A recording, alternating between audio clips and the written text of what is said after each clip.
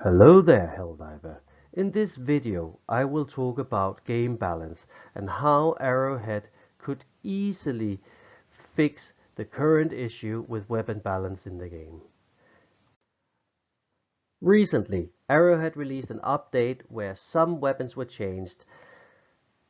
Generally, I think the community agrees that the changes to rifles like the Adjudicator and the Marksman's rifles are good changes that make the game more fun. To bring those weapons to the battlefield now feels much better.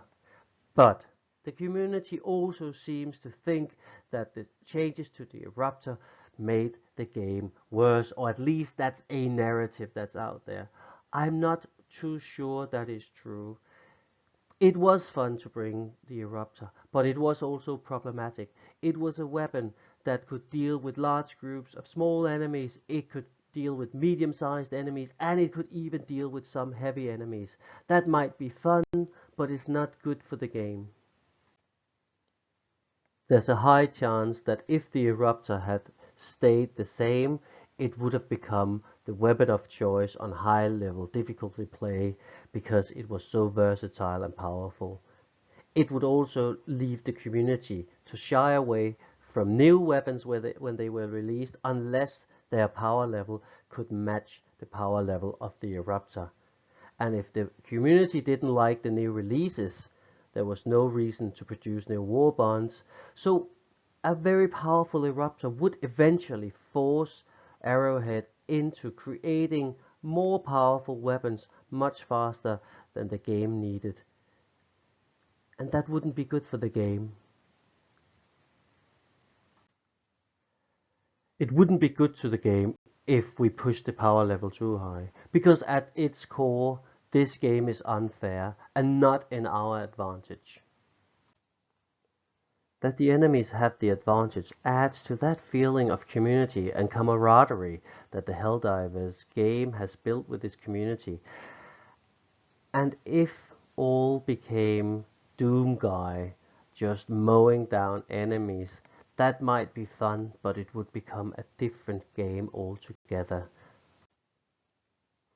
So what about the sense now that this game is becoming unfun for me that some people in the community have been expressing?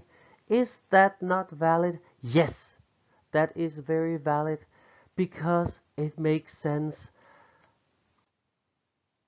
And to try and make sense of that sentiment, we'll use a little bit of wisdom from Daniel Kahneman, a famous psychologist who got his Nobel Prize for explaining exactly this here thing to economists. Consumers, users, people are not driven by logic, they are driven by emotions. And the thing that gave him the Nobel Prize was that he showed that when you take things away from people, they like it much less than when you give people the same amount. Meaning, if you give people $5, they will become a certain amount of happy, but taking away $5 from them will make them much more unhappy than the happiness they gain from $5. The same thing goes for game balance. Taking something away from people will make them feel much worse, even if the game developers would say that they didn't deserve that power from the beginning, it was a mistake. Another psychologist, Sandra Zucker, explains how consumers relate to companies and how important it is that consumers trust companies.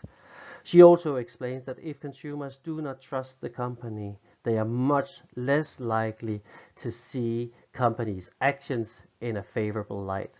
And I think that is also what Arrowhead is experiencing these days.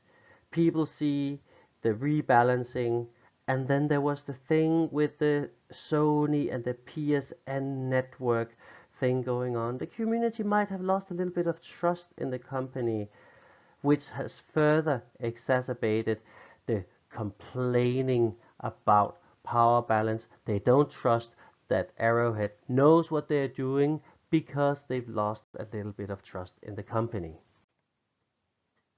So of course, Arrowhead should do everything they can to build trust with the community right now, and I think they're trying their hardest. There's no one way to do it, but clear communication and no more nasty surprises, I think, would be a given. So if we've learned a little bit from the two psychologists, we now know that it is better for the community if the developers give more power to weapons that are underpowered than if they have to take power away from a weapon that was designed a little too powerful at the get-go. And I think that's what we're seeing with the new war bond. We see that the developers have designed weapons that are overall okay, maybe slightly underpowered, on purpose, not overpowered, because it would hurt them much more to have to retract power. So strategically, that's probably a good choice. Is it an exciting choice for the community? I don't know. If you are interested in the breakdown of the weapons, go check out the video I posted in the description to this video. Ryken did a great breakdown of the power level of the different weapons and why they are probably an okay iterations to the game. We can always discuss whether they were an exciting addition to the game. So lastly, how could they do this better? Because it seems it's smarter to balance things on the conservative end, namely not too powerful from the get-go, and then give more power, but that's just not exciting. What I propose is, I think they should include weapon testing in the game as a game element.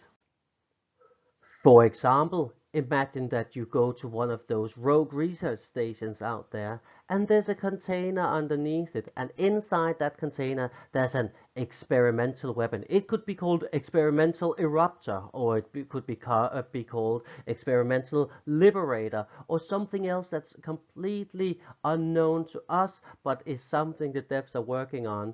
They could include the 6 weapons they are working on the most, and then they could see which of these weapons that people pick up as they find them in the real world, which of them get the most traction, what does the community like, what do they not like. They would get much more data on the weapons in game, and it would be part of the gaming experience, and you could just drop that weapon again if you didn't like it. Or they could add a side objective where you have to upload weapon data from a weapon testing range, and once you've done so, a door opens and a few experimental weapons present themselves, the weapons that the developers want to test. Or you could simply find them in these hidden graves around the map. There could be an experimental eruptor for you to test out. Maybe the experimental weapon should be part of certain primary objectives, such as a mission where you have to drop down and retrieve weapon research. And that map would maybe be full of research stations where you could locate these experimental weapons. Or a primary objective with the sole purpose of testing new weapon designs. The goal could be to drop down and go to different locations, just like when you spread democracy, and in those locations you would find new weapons and you had to eradicate as many enemies with that weapon as you could in a time span to complete it. And of course, remember, they could also always just have Super Earth send us something to test on missions. As part of that mission design, we would just get it as a bonus stratagem on certain missions. Thank you for listening this long. See you again Friday, where I'll talk about the issues with the latest war bond, the Polar Patriots, and of course, how to fix it.